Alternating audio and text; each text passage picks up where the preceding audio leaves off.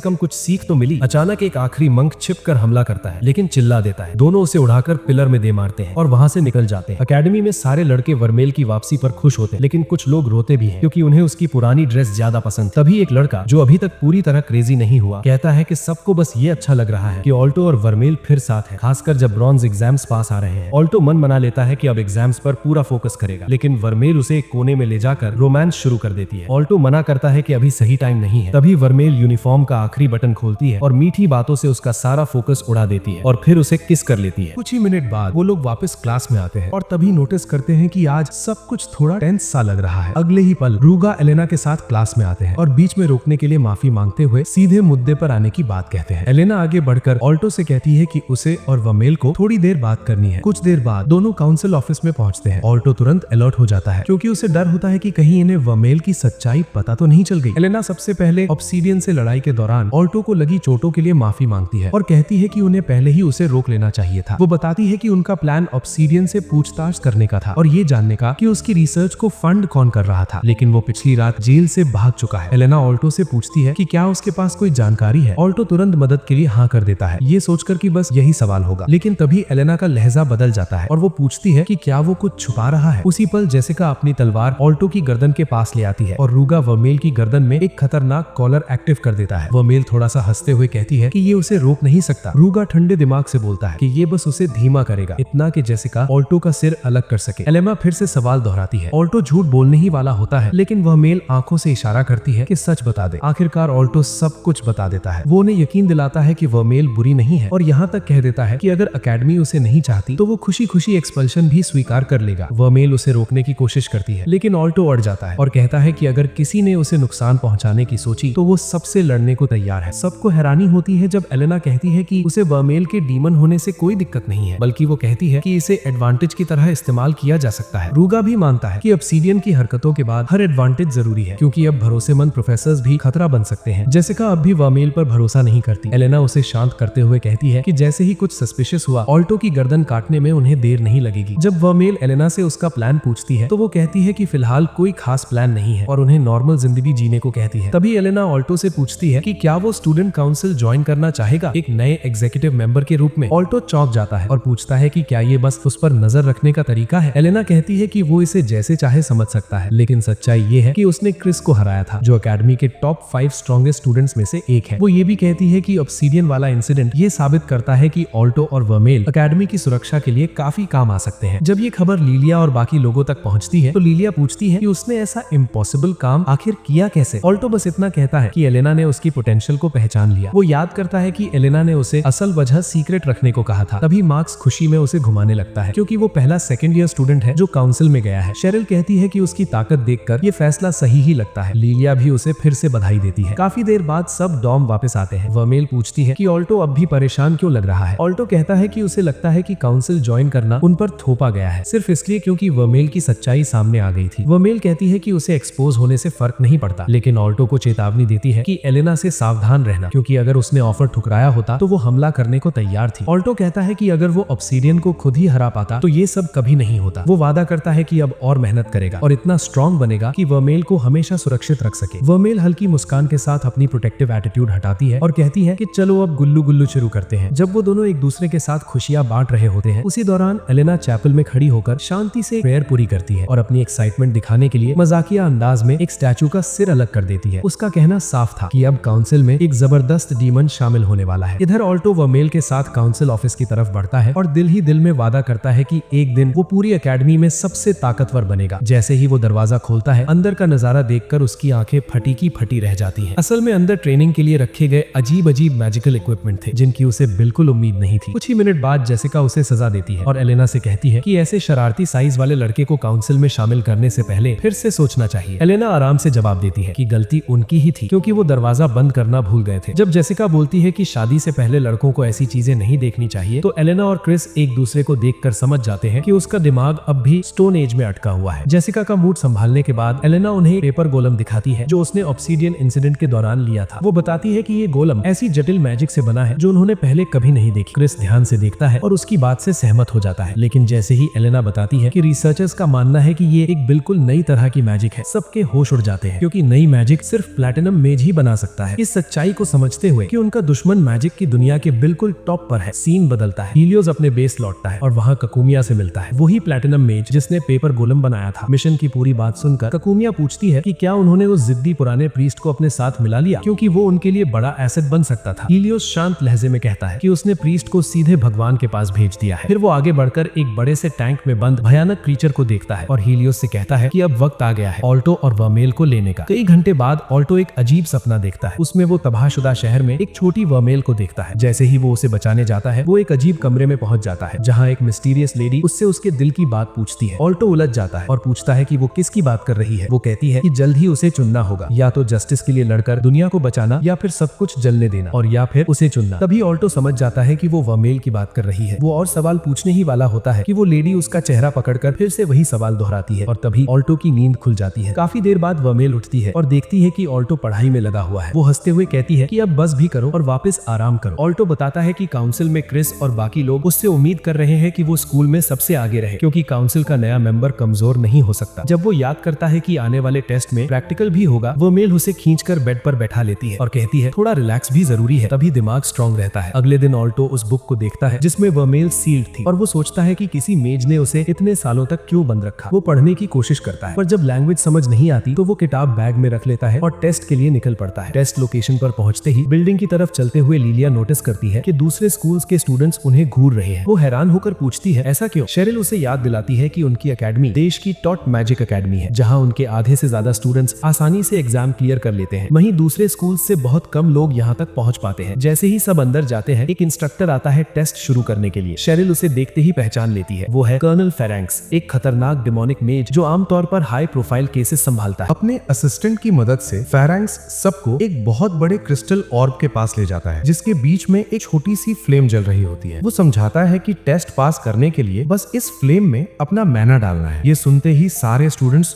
खुश हो जाते हैं और सोचते हैं कि ये तो अब तक का सबसे आसान टेस्ट होने वाला है। लेकिन ऑल्टो को तभी समझ आ जाता है कि मामला इतना सिंपल नहीं है। टेस्ट शुरू होते ही दूसरी एकेडमीज के स्टूडेंट्स बारी बारी से आगे आते हैं और एक के बाद एक फेल होते चले जाते हैं। कोई भी फ्लेम में हल्की सी भी चिंगारी नहीं जला पाता। आखिरकार फेरेंक्स लिलिया को बुलाता है। लिलिया खुशी खुशी क्रिस्टल के पास जाती है और तुरंत समझ जाती है कि बाकी सब कहाँ गलती कर रहे थे। सब लोग मैना को जबरदस्ती क्रिस्टल के अंदर धकेल रहे थे, जबकि मैना को सीधे फ्लेम की तरफ डायरेक्ट करना था। सिल्फीड को समन करके वो जैसे ही मैना भेजती है, पूरा क्रिस्टल रोशनी से चमक उठता है। फेरेंक्स नोट करता है कि अब तक का सबसे ज्यादा स्कोर लिलिया का है। लिलिया मुस्कुराते हुए ऑल्टो और बाकी सबके पास लौट आती है और सेलिब्रेट करने लगती है। तभी एक राइवल एकेडमी का स्टूडेंट आगे आता है और घमंड से कहता है कि उसकी एकेडमी सबसे बेस्ट है। सबसे हैरान करने वाली बात ये होती है कि वो सच में क्रिस्टल जला देता है, लेकिन चैलेंज महसूस करने के बजाय लिलिया और बाकी लोग खुश हो जाते हैं। आखिरकार कोई तो टक्कर का मिला। इसके बाद शर्ली आती है और वो भी क्रिस्टल जला देती है। फिर मार्क्स की बारी आती है, जो किसी तरह बैरली पास कर पाता है। सब सेलिब्रेट कर ही रहे होते हैं कि फेरेंक्स कहता है कि उसे थोड़ी निराशा हो रही है, क्योंकि आमतौर पर एकेडमी के स्टूडेंट्स टेस्ट्स में इससे कहीं ज्यादा दम दिखाते हैं। बचे हुए स्टूडेंट्स को देखकर आखिरकार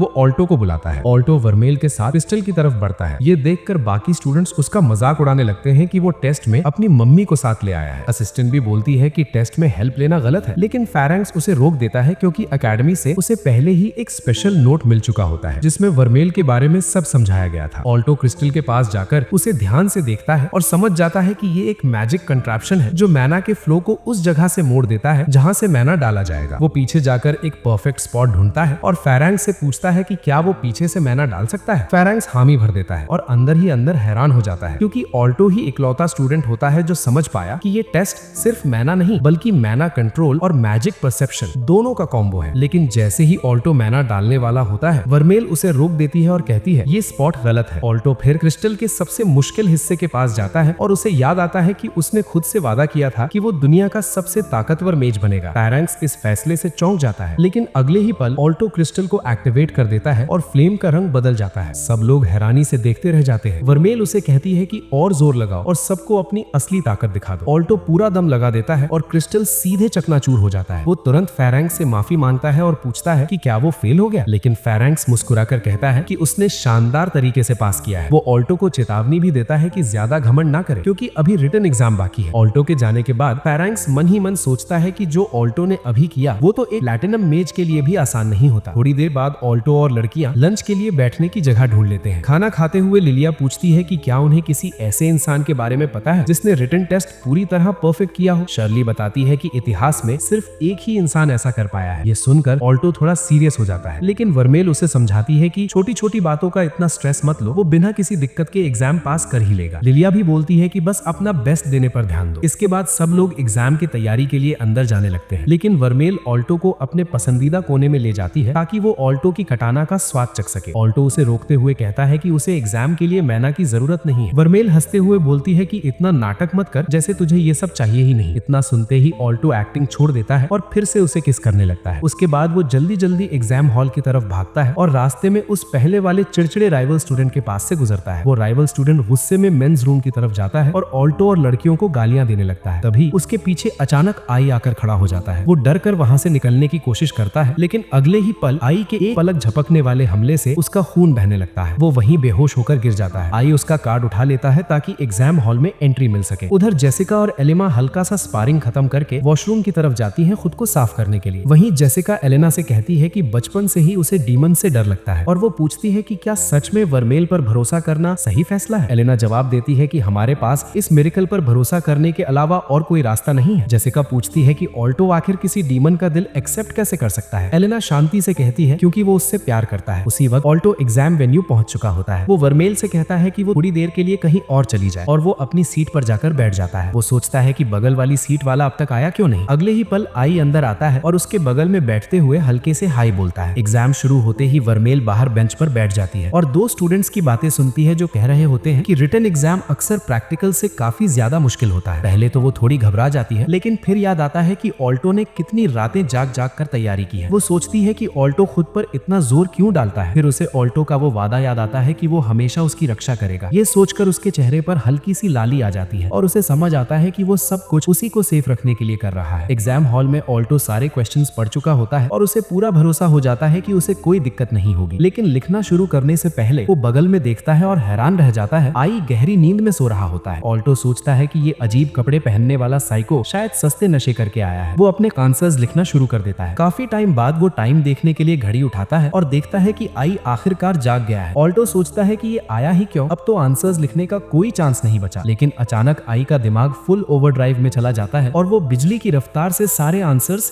सही सही लिख देता है। पेपर यूं ही फेंकते हुए वो ऑल्टो के आंसर शीट पर नजर डालता है और उसे तेज लिखने के टिप्स देने लगता है। तभी टीचर उन्हें चुप रहने को कहता है। ऑल्टो माफी मांगते हुए आई को शांत रहने को कहता है। आई बोलता है कि कोई फर्क नहीं पड़ता क्योंकि इनमें से कोई भी एग्जाम पूरा नहीं करेगा। ये सुनकर ऑल्टो कंफ्यूज हो जाता है। अगले ही पल एक और टीचर हड़बड़ाता हुआ अंदर आता है और एग्जाम रोकने को कहता है कि बाथरूम में एक स्टूडेंट की लाश मिली है। पहला टीचर हैरान होकर कहता है कि सारे स्टूडेंट्स तो हॉल में मौजूद हैं, लेकिन तभी उसकी नजर आई पर पड़ती है और उसे समझ आ जाता है कि ये इम्पोस्टर है। अगले ही पल जमीन टूट जाती है और आई के कंट्रोल में एक रॉक गोलम बाहर निकल आता है। सब लोग जान बचाने के लिए इधर उधर भागने लगते हैं। आई ऑल्टो को डेविल मास्टर कहकर बुलाता है और उसे ऑल्टो और वर्मेल के रिश्ते के बारे में सब पता है। वो हमला करने ही वाला होता है कि एक मैजिक नाइट आकर अपनी पावर्स एक्टिवेट करता है और गोलम को रोकने की कोशिश करता है, लेकिन गोलम एक ही झटके में उसकी बाह तोड़ देता है। आई गोलम को आदेश देता है कि उसे उठाकर आखिरी हमला करे। तभी फेरैंक्स तेजी से आता है और एक जोरदार किक से गोलम का हाथ तोड़ देता है। तभी वर्माइल भी लड़ाई में कूद पड़ती है और मैना से भरा हुआ फायरबॉल सीधे गोलम पर मारती है। आय तारीफ करता है कि फेरैंक्स कितना ताकतवर है कि उसने उसका गोलम तोड़ दिया। तभी फेरैंक्स उसे पहचान लेता है और बताता है कि वो अब तक का सबसे कम उम्र का प्लैटिनम मेज है। ये सुनते ही आल्टो को याद आता है कि शर्ली ने कहा था कि अब तक सिर्फ एक ही इंसान है जिसने हर रिटन एग्जाम बड़ी ही आसानी से पास किया है। जब उसे समझ आता है कि वो इंसान आय ही है, आल्टो शॉक में जम जाता है। वो देखता है कि लिलिया हॉल के अंदर घुसने की कोशिश कर रही है ताकि उसकी मदद कर सके, लेकिन सैनिक उसे रोक लेते हैं। तभी फेरैंक्स आय से पूछता है कि वो किसी को हॉस्टेज क्यों नहीं बना रहा। इस पर आय शांत आवाज में कहता है कि उसे किसी दबाव की जरूरत नहीं, वो सबको सीधे ताकत से हरा सकता है। इसके बाद वो अपने गोलम को कैनन ब्लास्टर्स से लैस कर देता है ताकि सबको खत्म कर सके। उधर लिलिया बाहर शेरिल और मार्क्स से मिलती है, लेकिन सोल्जर्स की चेतावनी के बावजूद वो बार बार हॉल में घुसने की कोशिश करती रहती है। जब रीइंफोर्समेंट्स आते हैं तो वो उनके साथ दौड़कर अंदर जाती है। शेरिल और मार्क्स भी उसके पीछे जाते हैं, लेकिन कुछ ही पलों में तीनों फिर से बाहर आ जाते हैं और समझ जाते हैं कि कोई ट्रांसफरेंस मैजिक इस्तेमाल कर रहा है जिससे उन्हें हॉल के बाहर रखा जा रहा है। उस वक्त तक आय का गोलम पूरा हॉल तबाह कर चुका होता है। कई हमले झेलने के बावजूद वर्माइल अब भी लड़ने की कोशिश करती रहती है, लेकिन तभी आय मौका देखकर उसे पकड़ लेता है और अपनी ताकत के बारे में घमंड करने लगता है। ये देखकर आल्टो गुस्से से पागल होने लगता है। वो अपना मैना जमा करता है और एक ही हमले में पूरा गोलम उड़ा देता है। आय ये देखकर दंग रह जाता है और अपना नाइट भेज देता देता है, लेकिन आल्टो उसे भी आसानी से हरा देता है और उसे सीधे स्वर्ग भेजने ही वाला होता है। तभी आय अपने नाइट और गोलम को मिलाकर एक और भी ताकतवर क्रीचर बना देता है जो आल्टो को वहीं रोक लेता है। आय उसे गौर से देखता है और पूछता है कि किसी ने अब तक उसकी असली ताकत को समझा क्यों नहीं। जब आल्टो पूछता है कि वो वर्माइल के साथ क्या करेगा तो आय बताता है कि उसकी ताकत से वो अपना मकसद पूरा करेगा, जो है दुनिया को तबाह करना। ये सुनते ही आल्टो फिर से भड़क जाता है। वो नाइट के भाले को अपने हाथों से तोड़ देता है और दोबारा हमला करता है, लेकिन आय उसे आसानी से दबा देता है। यहीं पर वर्माइल पूरी तरह काबू खो देती है। वो ट्रांसफॉर्म होकर लड़ने की कोशिश करती है, लेकिन उसे आवारा कुत्ते की तरह चेन्स में जकड़ दिया जाता है। एक मैजिकल की से आय उसका दिमाग बंद कर देता है और उसे साथ ले जाने लगता है। तभी आल्टो उसका पैर पकड़ लेता है और कहता है कि वो ऐसा नहीं होने देगा। इस पर आय एक किक मारकर आल्टो का दिमाग रीसेट कर देता है, क्योंकि वो अब भी अपनी कमजोरी मानने को तैयार नहीं था। जब आल्टो फिर भी लड़ने की जिद करता है तो आय कहता है कि अब वो उसकी बेकार जिंदगी खत्म करेगा। वो बताता है कि पहले उसने आल्टो को जिंदा छोड़ने का सोचा था। जैसे ही उसकी सुनहरी किरण चलती है, आल्टो का बैग चमक उठता है और एक शील्ड उसे ब्लास्ट से बचा लेता है। आल्टो देखता है कि उसके बैग से एक किताब बाहर निकली है। उसे समझ आता है कि यही वो किताब है जिसमें वर्माइल सील थी। अगले ही पल उसके सपने वाली लड़की उस किताब से बाहर निकलती है और खुद को फातिमा बताती है। वो बताती है कि वो इंसान जो जादुई ज्ञान की सबसे गहराई तक पहुंची थी। वो ये भी बताती है कि वर्माइल को उसी ने सील किया था। पहले आल्टो सोचता है कि शायद वो भी दुश्मन है, लेकिन जब फातिमा वर्माइल के पास जाती है और कहती है कि उसका बीता हुआ दर्द उसे पीछे खींच रहा है तो बात साफ हो जाती है। फातिमा समझाती है कि उसे बचाने का सिर्फ एक ही तरीका है, उसे अपने उस अतीत को स्वीकार करना होगा जिससे वो अब तक भागती रही है। लेकिन इसके लिए आल्टो को तैयार रहना होगा, सच जानने के बाद भी उसके साथ खड़े रहने के लिए। आल्टो वादा करता है कि वो वर्माइल का साथ देगा, चाहे उसने कुछ भी किया हो। फातिमा उसे उसकी यादों तक पहुंचने की एक चाबी देती है। तभी आय बैकग्राउंड कैरेक्टर बनने से ऊब जाता है और हमला करने का फैसला करता है, लेकिन फातिमा उसे शांत रहने को कहती है। उसी पर आल्टो चाबी घुमाता है और सीधे वर्माइल के अतीत में पहुंच जाता है। वो तुरंत फातिमा से पूछता है कि क्या यहाँ रहना सुरक्षित है। फातिमा समझाती है कि यहाँ बिताया गया समय प्रेजेंट को नहीं बदलता, लेकिन वो आल्टो को चेतावनी देती है कि अगर वो वर्माइल की मदद नहीं कर पाया तो उसका दिमाग भी यहीं फंस सकता है। आल्टो नीचे देखता है और एक छोटी सी वर्माइल को देखता है जो हाथ में फूलों का ताज लिए भाग रही होती है। आखिरकार वर्माइल एक छोटी सी चैपल तक पहुंचती है और फूलों का ताज एक नन के सिर पर रख देती है। फिर खुशी खुशी उसकी तारीफ करती है कि वो इसमें कितनी प्यारी लग रही है। उसी पल 3 और लोग वहां आ जाते हैं और सब मिलकर ग्रुप हक कर लेते हैं। तब फातिमा आल्टो को बताती है कि यही वर्माइल का परिवार था और यही वो जगह थी जहां उसने जिंदगी की सबसे ज्यादा खुशी महसूस की थी। भले ही वो सब खून के रिश्ते से जुड़े नहीं थे, दोनों ये सब देखते रहते हैं। कुछ देर बाद वर्माइल खाने के लिए अंदर जाती है और बिना रुके खाना ठूसने लगती है, इतना कि खाना उसकी सांस तक रोक देता है। तभी उसकी बड़ी बहन मिल उसे डांटती है और कहती है कि खाने में इतनी लालच मत किया कर, लेकिन वर्माइल उसे अनदेखा कर देती है और उल्टा उसकी तारीफ करती है कि वो कितनी कमाल का खाना बनाती है। जब वो नन के लिए बनाए फूलों के ताज की डींगे मारती है तो केट और लिन जल जाती है और कहती है कि वो भी ऐसे ताज बनाना चाहती है। काफी देर बाद वो नन वर्माइल की बो ठीक करती है ताकि उसके सींग छुपे रहे। फिर उसे समझाती है कि वो असल में क्या है, क्योंकि वर्माइल खुद भी नहीं जानती कि वो कोई आम इंसान नहीं है। नन आगे बताती है कि दुनिया हमेशा से डीमन से डरती और नफरत करती आई है, लेकिन वो ये भी कहती है कि चाहे भगवान भी उसके खिलाफ क्यों ना हो जाए, वो वर्माइल से हमेशा प्यार करेगी। ये सुनकर आल्टो पूछता है कि आखिर वर्माइल को अपनी असली पहचान छुपाने की जरूरत ही क्यों है। इस पर फातिमा उसे याद दिलाती है कि ये कहानी आज से 500 साल पहले की है, उस दौर की जब डीमंस का डर पूरी तरह सच था। उस वक्त इंसान अभी अभी गुफाओं वाली सोच से बाहर निकले थे, उन्हें न जादू की समझ थी न दुनिया की। फिर भी आल्टो समझ नहीं पाता कि इतनी शांत और खुशहाल जिंदगी इतनी बुरी तरह कैसे बिगड़ सकती है। तब फातिमा उसे सावधान करती है कि अब बुरा हिस्सा आने वाला है। कुछ समय बाद जब वर्माइल की बो फिसल जाती है तो कुछ लोकल्स उसकी असली पहचान जान लेते हैं। वो लोग उस पर पत्थर फेंकने लगते हैं और उसे शहर छोड़ने को कहते हैं। जब वर्माइल अपने सिर को बचाने की कोशिश करती है तो मिल दौड़ कर आती है और लोकल्स को भगा देती है। फिर वो वर्माइल को देखती है और पूछती है कि लोग उसके साथ ऐसा क्यों कर रहे थे। अगले ही पल उसकी नजर सींग पर पड़ती है। वो शौक में पीछे हटती है और कांपती आवाज में पूछती है कि क्या वो सच में डीमन है। आंखों में आंसू लेकर वर्माइल सच मान लेती है और झूठ बोलने की माफी मांगती है, लेकिन मिल उसे जोर से गले लगा लेती है और वादा करती है कि चाहे पूरा शहर उनके खिलाफ हो जाए, वो उसे बचा कर रखेगी। दिन बीतते जाते हैं और लोकल्स की नफरत बढ़ती जाती है। अब वो वर्माइल को बचाने वालों पर भी पत्थर फेंकने लगते हैं, गालियां देते हैं और हर बीमारी, हर मौत का इल्जाम उसी पर डाल देते हैं। ये सब देखकर आल्टो का खून खौल उठता है, क्योंकि वर्माइल बस अपने गरीब से परिवार के साथ शांति से जीना चाहती थी। फिर एक दिन एक भयानक प्लेग पूरे शहर में फैल जाता है और ज्यादातर लोग मर जाते हैं। जैसा सोचा था, जो लोग बचते हैं वो पिच फोक्स और चाकू लेकर चैपल की ओर मार्च करते हैं ताकि वर्माइल को जिंदा जला सके। नन बाहर जाकर उन्हें समझाने की कोशिश करती है, जबकि मिल वर्माइल से कहती है कि वो सबको छोड़कर भाग जाए और कोई सुरक्षित जगह पहुंचे। कोई और रास्ता ना देख वर्माइल सबको एक आखिरी बार गले लगाती है और भाग जाती है। लेकिन शहर से भागते वक्त वो कुछ लोकल्स की बातें सुन लेती है। वो लोग उसके परिवार पर हमला करने की योजना बना रहे होते हैं और ये भी कहते हैं कि जब वो उसे पकड़ेंगे तो उसके टुकड़े टुकड़े कर देंगे। डर के बावजूद वर्माइल फैसला करती है कि वो खुद को सौंप देगी ताकि बाकी सब सुरक्षित रह सके। कुछ ही मिनटों में वो वापस चैपल पहुंचती है और देखती है कि सब लोग पेड़ से लटके हुए हैं, जबकि पीछे लोकल्स अब भी चिल्ला रहे होते हैं। पहले तो वर्माइल अपनी आंखों पर भरोसा नहीं कर पाती, लेकिन पास जाकर जब उसे सच्चाई समझ आती है तो वो पूरी तरह टूट जाती है। वो पहली बार अपनी असली ताकत छोड़ देती है, लेकिन इस बार वो सिर्फ ट्रांसफॉर्म नहीं करती, वो पूरे शहर को जड़ से मिटा देती है। तब फातिमा समझाती है कि यहीं से उसकी तन्हाई और दुनिया की सबसे ताकतवर डीमन होने की बदनाम कहानी शुरू हुई। ठीक 200 साल बाद गिल्ट और इस बिलीफ के चलते कि वो प्यार की लायक नहीं है, वो खुद को सील करवाने की गुजारिश करती है। जब फातिमा आल्टो से पूछती है कि ये सब जानने के बाद भी वो वर्माइल से प्यार कर सकता है, तो आल्टो नीचे उड़कर आता है और उसे गले लगाते हुए कहता है कि उसने जो भी किया हो उससे उसे कोई फर्क नहीं पड़ता, वो हमेशा उसके साथ खड़ा रहेगा। इसके बाद वर्मेल अपने आज वाले रूप में बदल जाती है और उदास होकर कहती है कि वो हमेशा अकेले रहने की हकदार है, लेकिन एल्टो ये मानने से साफ इनकार कर देता है और वादा करता है कि वो हमेशा उससे प्यार करेगा। वो उसे पास लाकर दिलासा देता है और उसके मन को जकड़ने वाली पुरानी जंजीरों को तोड़ देता है। जब सब लोग वापस वर्तमान समय में लौटते हैं तो आय हैरान रह जाता है कि उन्होंने इतनी आसानी से जंजीरें तोड़ दी। वो मान लेता है कि उसने उन्हें कम आंका था क्योंकि वो जंजीर प्राचीन जादू से बनी। इसके बाद वो अपने नाइट को बुलाकर उन पर हमला करवा देता है और कहता है कि वर्मेल इतनी खतरनाक है कि उसे यूं ही खुला नहीं छोड़ा जा सकता। उसका कहना होता है कि उसे वर्मेल की ताकत से दुनिया को खत्म करना होगा, इससे पहले कि वो खुद ऐसा कर पाए। लेकिन एल्टो उसे सौंपने से मना कर देता है और साफ कहता है कि उसे फर्क नहीं पड़ता कि वो अच्छी है या बुरी, वो उससे प्यार करता है और हमेशा करता रहेगा। वो आय से ये भी कहता है कि किसी ने कभी वर्मेल को उसकी असली हालत में नहीं देखा, ना उसके दर्द को ना उसके जख्मों को। लेकिन आय अब ये सब सुनकर थक जाता है और खुद हमला करने का फैसला करता है। उसी पल एल्टो अपनी सिल्वर मैना खोलता है और अपनी ताकत को वर्मेल की गोल्डन मैना के साथ जोड़कर उस नाइट को पूरी तरह खत्म कर देता है। उनकी ताकत देखकर आय चौंक जाता है और तय करता है कि अब वो खुद उनसे लड़ेगा। वो उनकी हिम्मत की तारीफ करता ही है कि तभी एक पोर्टल खुलता है और हीलियस उसमें से बाहर आती है। वो उसे बताती है कि अब जाने का समय हो गया है। आय झुंझला जाता है और कहता है कि वो अभी लड़ना चाहता है, लेकिन हीलियस बाहर की हालत समझाती है और कहती है कि उसके पागलपन के लिए अब वक्त नहीं है। आखिरकार आय उन्हें जीतने देता है, लेकिन जाते जाते ये वादा करता है कि वो फिर लौटेगा। जब वो पोर्टल की तरफ बढ़ता है तो एल्टो उसे रोककर उसकी असली योजना पूछता है, लेकिन वो कुछ बताए बिना चला जाता है। अगले ही पल एल्टो चौंक जाता है क्योंकि फैटिमा पीछे खड़ी होती है। वो कहती है कि अब वो वर्मेल को एल्टो की जिम्मेदारी में छोड़ रही है। एल्टो उसकी हिफाजत के लिए वादा करता है और ये सुनकर वर्मेल हल्का सा शर्मा जाती है। फैटिमा उसका धन्यवाद करती है और वर्मेल से भी कहती है कि वो एल्टो का साथ दे। उन्हें शुभकामनाएं देकर वो उड़ जाती है और एक जादुई इंद्रधनुष से उस शील्ड को तोड़ देती है जिसमें अकेडमी फंसी हुई थी। जब अकेडमी फिर से सामान्य हो जाती है तो एल्टो वो किताब देखता है जिसमें वर्मेल सील थी और वो किताब उसे लौटा देता है। वर्मेल थोड़ा रुक कर सोचती है और समझ जाती है कि फैटिमा ने जानबूझकर वो किताब एल्टो के पास छोड़ी थी ताकि दोनों मिल सके। तभी लिलिया बाकी सबके साथ अंदर आती है और एल्टो को गले लगा लेती है। एल्टो को राहत मिलती है कि जिन लोगों की वो परवाह करता है उन्हें कुछ नहीं हुआ। कुछ दिन बाद सबकी जिंदगी सामान्य हो जाती है सिवाय एल्टो के। वो अब जेसिका की मदद से अपनी तलवारबाजी की ट्रेनिंग कर रहा होता है। जेसिका आसानी से उसे हरा देती है और कहती है कि उसे अभी बहुत मेहनत करनी है। तभी क्रिस आती है और उसके साथ प्रैक्टिस करने की बात कहती है। जैसे ही एल्टो मानता है वो तेज तेज चालों से उसे जमीन पर गिरा देती है और हंसते हुए मान लेती है कि जादू में वो उससे बेहतर है। थोड़ी देर बाद एल्टो दोनों का शुक्रिया अदा करता है और कहता है कि वो आगे भी उनसे सीखना चाहेगा। लेकिन जेसिका पूछ बैठती है कि वो इतना ताकतवर क्यों बनना चाहता है। एल्टो फैटिमा से किए वादे और वर्मेल के लिए अपने प्यार को याद करता है और कहता है कि वो इसलिए मजबूत बनना चाहता है ताकि कोई बुरा इंसान कभी उसे नुकसान न पहुंचा सके। ये सुनकर जेसिका शर्मा जाती है क्योंकि उसने पहले कभी किसी को अपने लक्ष्य को लेकर इतना साफ बोलते नहीं सुना था। वहीं क्रिस हंसकर उसकी हिम्मत की तारीफ करती है। उस रात एल्टो और वर्मेल शांति से साथ वक्त बिताते हैं। इस बार एल्टो थोड़ा ज्यादा फिक्रमंद हो जाता है और वर्मेल उसे रुकने को कहती। वो बताती है कि उसका दिल पूरा दिन कुछ अलग सा महसूस कर रहा था। एल्टो चिंता से पूछता है कि क्या सब ठीक है। वर्मेल थोड़ी झिझक से मुस्कुराती है और कहती है कि शायद वो बस आज कुछ ज्यादा ही भावुक हो गई थी। एल्टो माफी मांगता है और सोचता है कि उसकी शरारती डीमन आज अचानक इतनी शर्मीली क्यों हो गई है। इसके बाद वर्मेल उसे पीछे से थाम लेती है और उसे अपनाने के लिए धन्यवाद कहती है। वो बताती है कि जब एल्टो ने खुले दिल से अपने प्यार का इजहार किया था तभी से उसका दिल तेज तेज धड़कने लगा है। फिर वो एक बार और अपना प्यार जताती है और दोनों हंसते मुस्कुराते हुए सुबह तक वक्त बिताते हैं। अगली सुबह स्कूल के लिए तैयार होकर सब लोग काउंसिल ऑफिस पहुंचते हैं। एलेना तुरंत नोटिस करती है कि आज एल्टो पहले से कहीं ज्यादा फोकस्ड और मजबूत लग रहा है। वो हाल ही में हुई सारी घटनाओं की याद दिलाती है और कहती है कि अब अकेडमी के हर स्टूडेंट की सुरक्षा के लिए कड़े कदम उठाने होंगे। रूगा शुरू में कहता है कि वो थोड़ा हल्का तरीका पसंद करता है, लेकिन फिर मान लेता है कि अकेडमी को दोबारा सुरक्षित बनाना जरूरी है। जब जेसिका और क्रिस दोनों सहमति जताते हैं तो एलेना एल्टो से पूछती है कि क्या वो आगे आने वाली चुनौतियों के लिए तैयार है, क्योंकि आगे प्लैटिनम मेजेस और शायद सेना से भी टकराव हो सकता है। एल्टो थोड़ी देर सोचता है, फिर पूरे भरोसे से कहता है कि अगर जरूरत पड़ी तो वो पूरी दुनिया से लड़ जाएगा, बस अपने प्यार वर्मेल की हिफाजत के लिए। कुछ समय बाद लिलिया को ब्रॉन्ज एग्जाम का रिजल्ट मिलता मिलता है और वो खुशी से उछल पड़ती है क्योंकि वो पास हो जाती है। शर्ली भी सेलिब्रेट करती है और कहती है कि इतने हंगामे के बाद एग्जाम दोबारा होना उसे भी हैरानी वाला लगा था। लिलिया ये खुशखबरी एल्टो को बताने जाती है, लेकिन जब उसे पता चलता है कि वो पूरे दिन दिखा ही नहीं तो वो समझ जाती है कि कोई खास डीमन उसे फिर से चुरा ले गई है। इस बार वर्मेल उसे एक नई जगह ले जाती है थोड़ा सुकून भरा वक्त बिताने। जब एल्टो पब्लिक जगह पर होने की शिकायत करता है तो वो मुस्कुराकर उसे उसका वादा याद दिलाती है कि वो हमेशा उससे प्यार करेगा। फिर वो उसे खुले मैदान में खींच लेती है और दोनों मस्ती और प्यार में खो जाते हैं। और इसी के साथ ये एनिमे यहीं पर खत्म होता है। अगर आपको ये वीडियो अच्छा लगा हो तो वीडियो को लाइक और चैनल को सब्सक्राइब जरूर करें। तब तक के लिए अपना ध्यान रखो और मिलते हैं अगली वीडियो में।